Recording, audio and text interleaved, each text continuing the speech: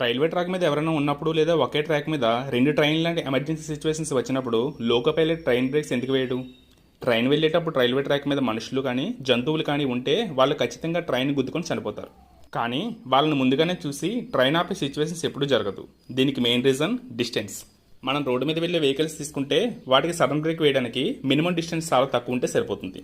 So break వేసినప్పుడు రోడ్కి టైర్కి మధ్య ఫ్రిక్షన్ వల్ల తక్కువ టైంలోనే బ్రేక్ వేసి ఆపొచ్చు. అండ్ ట్రైన్కి వచ్చేసరికి అలా ఉండదు. ట్రైన్ వెళ్ళే స్పీడ్ని బట్టి బ్రేక్ వేసి ఆపడానికి మినిమం డిస్టెన్స్ కనీసం 1 కిలోమీటర్ అయినా ఉండాలి. సో ఇంత దూరం నుంచి ట్రాక్ పైన ఉన్న వారిని చూడడం చాలా కష్టం. లోకో పైలట్కి ఎదురుగా ఉన్న వాళ్ళు కనబడే టైంకి మినిమం బ్రేకింగ్ డిస్టెన్స్ని ట్రైన్ ఎప్పుడో దాటేస్తుంది. సో అలాంటి టైంలో ఎమర్జెన్సీ బ్రేక్ వేయాలి అంటే చాలా ఫోర్స్ అవసరం ఉంటుంది.